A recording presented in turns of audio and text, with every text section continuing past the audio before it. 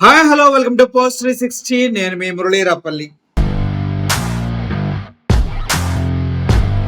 గత 3 రోజులుగా ఒక వ్యక్తిని చంపేసిన విషయంగా సోషల్ మీడియాలో, యూట్యూబ్ ఛానల్స్ లో, అదే విధంగా ఎల్లో మీడియా ఛానల్స్ లో, తెలుగుదేశం క్యాడర్ లో చాలా చాలా చాలా చాలా అనుమానాలు, న్యూస్లు వస్తూనే ఉన్నాయి. ఆయన పేరే వీరయ్య చౌదరి. ఈ వీరయ్య చౌదరిని గుర్తు తెలియని వ్యక్తులు వచ్చి ఇష్టానుసారంగా పొడిచి చంపేశారు.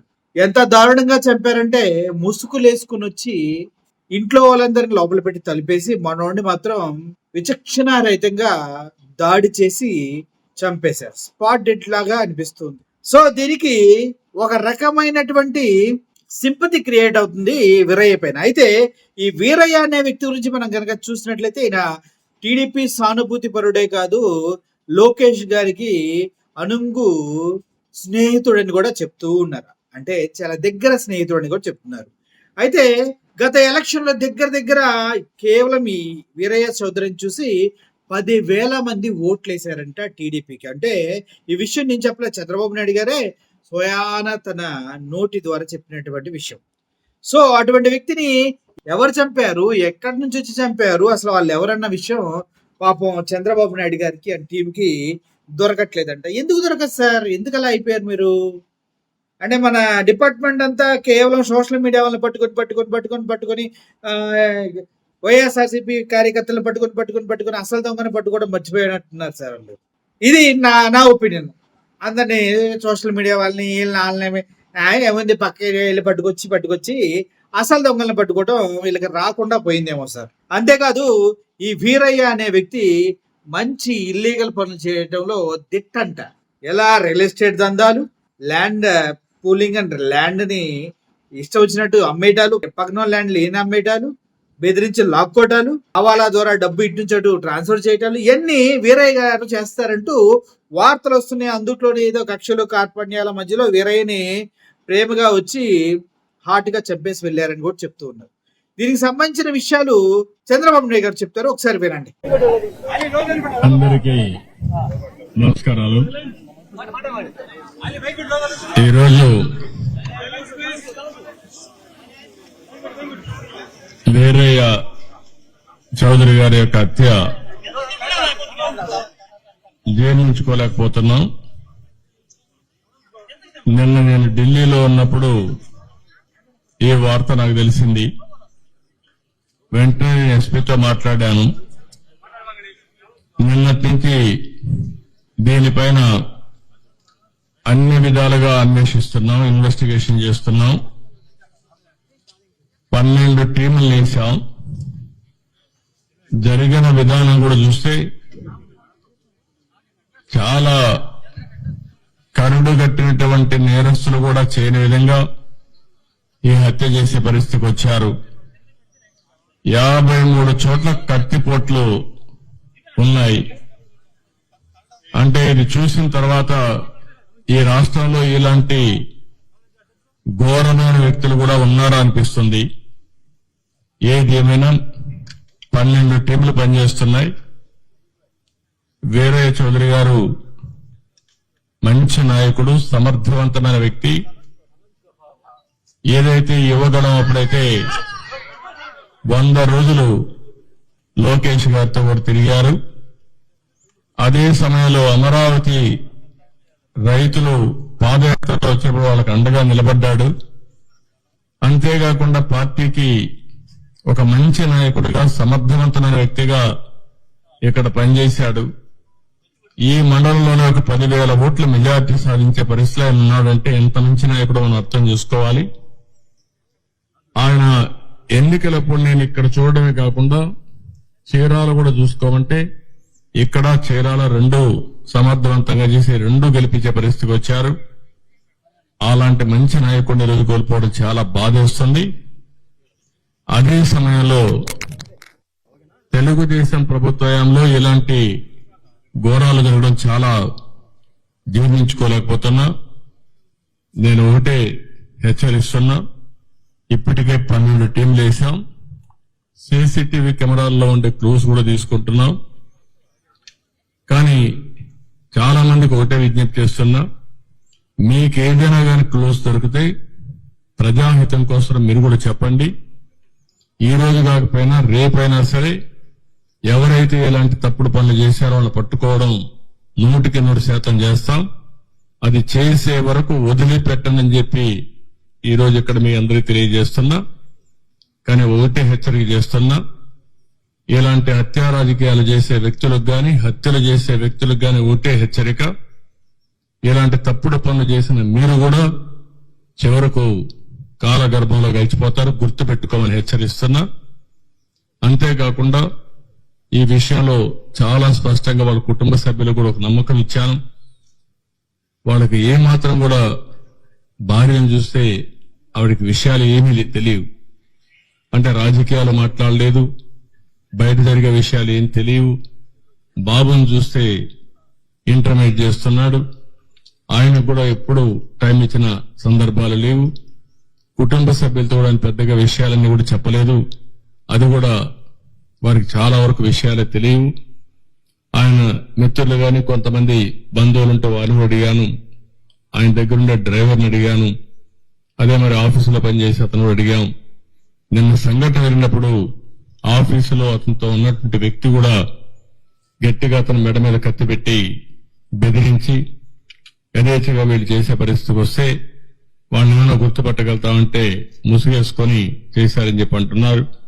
ఏదేమైనా వాళ్ళని పట్టుకొని తీరడమే కాదు, ఎవరైతే ఇంత ఘోరం చేశారో అలాంటి వ్యక్తులకు కఠిన శిక్ష వేసి, ఏదైతే వీరయ్య చౌదరి గారికి ఆత్మకు శాంతి కలగాలంటే అది ఒకటే మార్గం.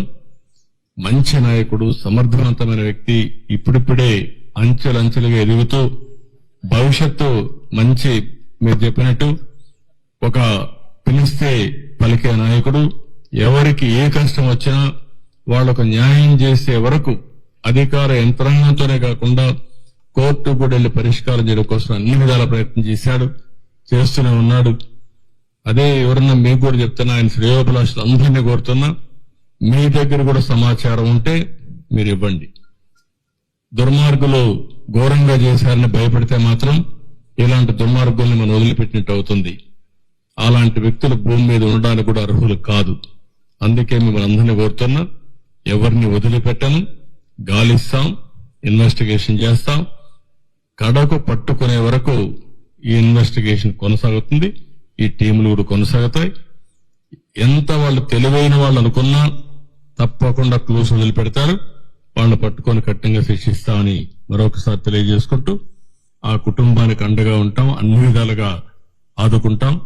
భవిష్యత్తులో కూడా వాళ్ళు ఏమేం చేయాలో మా సొంత కుటుంబ సభ్యుల్ని ఏ విధంగా చూసుకుంటాం, ఆ విధంగా చూసుకుంటామని కుటుంబ సభ్యులకు హామీ ఇస్తూ, కార్యకర్తలందరికీ ఒకటే చెప్తున్నా, మీరందరూ కూడా అధైర్యపడద్దండి. పార్టీ కుటుంబ పెద్దగా నేను అండగా ఉంటా. ఇలాంటి దుర్మార్గులు కొంతమంది ఉన్నారు, నేర రాజకీయాలు చేసే పరిస్థితులు వస్తున్నాయి. నేర రాజకీయాలు చేసే వాళ్ళందరినీ తుదముట్టించే వరకు ఈ పోరాటం ఆగదు. రాష్ట్రంలో 5 సంవత్సరాలు మనం చూశాం. నేర చరిత్రకు మళ్లీ ఒకసారి శ్రీకారం చుట్టే పరిస్థితికి వచ్చారు. అక్కడి నుంచి ఇప్పుడిప్పుడే బయటపడే పరిస్థితి వస్తే అది తట్టుకోలేక, ఇలాంటి నాయకత్వాన్ని ఎదుర్కోలేక తప్పుడు పనులు చేసే పరిస్థితికి వస్తున్నారు. ఇది ఏదేమైనా కార్యకర్తలందరికీ విజ్ఞప్తి చేస్తున్నా, మీకు ఏమాత్రం సమాచారం తెలిసినా ఎస్పీని కలవండి.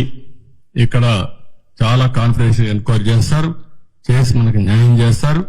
ఆయనే కాదు, మన కార్యకర్తలే కాదు, మామూలు వ్యక్తులు కూడా విజ్ఞప్తి చేస్తున్నా, ఈ రాష్ట్రం నేరమయమైనటువంటి నేరస్తుల అడ్డాగా తయారు కాకూడదనుకుంటే మీరు కూడా సహకరించాలి. సహకరిస్తే ఇలాంటి వ్యక్తుల్ని ఏం చేయాలో చేసి చూపిస్తాం. విధానం ఉంటే మాట మాట్లాడుకోవచ్చు, న్యాయం కోసం పోరాడొచ్చు, అంటే బయట చెప్పొచ్చు. కానీ హత్యలు చేయడం అనేది నీచమైన పని, పరమ దుర్మార్గమైన పని. దీని మీద మళ్లీ హెచ్చరిక చేస్తున్నా, అప్పీల్ కూడా చేస్తున్నా మనలందరికీ. ఇవన్నీ చెప్పాల్సి కోరుకుంటూ మళ్లీ మీడియా కూడా విజ్ఞప్తి చేస్తున్నాం, మీకేదైనా క్లూస్ ఉంటే కూడా చెప్పండి. ఇది ఎట్టి పరిస్థితుల్లో ఛేదించే వరకు పోలీసు వ్యవస్థ నిద్రపోదు. వీళ్ళు పట్టుకొని శిక్షిస్తామని చెప్పి మరొకసారి హామీ ఇస్తూ అందరికీ నమస్కారాలు. అదే మరిగా ఒక బయట వచ్చి చెప్పలేని వాళ్ళు ఎవరన్నా ఉంటే ఎస్పీ గారు టోల్ ఫ్రీ నెంబర్ ఇస్తారు, కాన్ఫిడెన్షియల్ నెంబర్ ఇస్తాం. ఆ నెంబర్ గాని మీరు ఫోన్ చేసి మీకు తెలిసిన సమాచారం తీసుకుంటే మీ సోర్స్ ఆఫ్ ఇన్ఫర్మేషన్ కూడా బయట పెట్టకుండా మేము పట్టుకునే కార్యక్రమం చేస్తాం. దయచేసి వారికి కూడా విజ్ఞప్తి చేస్తున్నా, ఈ రోజు అనౌన్స్ చేస్తాం. ఎస్పీకి చెప్పి ఆ టోల్ ఫ్రీ నెంబర్ కూడా పబ్లిసిటీ ఇస్తాం, అనౌన్స్ చేస్తాం. నేను అన్ని కోణాల్లో ఆలోచిస్తున్నాను. రాజకీయ కోణం, ఇలాంటి వ్యాపారం, ఆయన ఎదుగుదల జీర్ణించుకోలేకుండా ఉంటే అలాంటివి అన్ని కోణాల్లో ఎగ్జామిన్ చేస్తాం. నేరస్తుల్ని అన్ని కోణాల్లో మనం చూస్తే తప్ప ఒకవేళ వీళ్ళే చేశారా లేకుంటే హైడ్ గుండాస్ అన్నది ఇచ్చారా, అలాంటి ప్రొఫెషనల్స్ అన్నది ఇచ్చారా అనే కోణం కూడా ఎగ్జామిన్ చేస్తున్నాం. ఏ కోణం కూడా వదిలిపెట్టాం. నేను ఒకటే చెప్తున్నా, నేను ఇక్కడికి వచ్చి చూశానంటే వాళ్ళు గుర్తుపెట్టుకోవాలి, వాడు ఈ భూమిలో ఎక్కడ దాంకున్నా ఎక్కడున్నా వాడిని పట్టుకొచ్చే వరకు వదిలిపెట్టని మరొకసారి హెచ్చరిక చేస్తున్నాం. దాన్ని ఎట్టి పరిస్థితిలో వదిలిపెట్టాం. ఏం చేయాలో చేసే వరకు, ఛేదించే వరకు వదిలిపెట్టాం.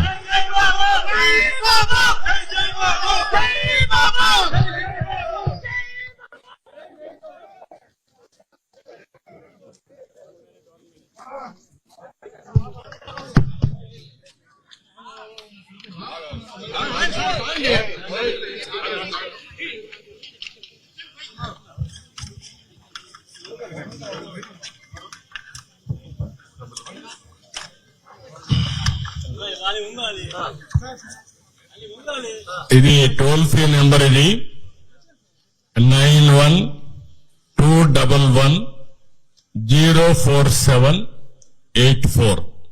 మళ్ళీ రిపీట్ చేస్తున్నా, 9121104784.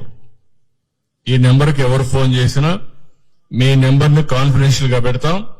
నేను ఒకటే మళ్ళీ చెప్తున్నా, నేను ఒకసారి తలుచుకుంటే ఏం చేస్తానో మీకు అందరికి తెలుసు.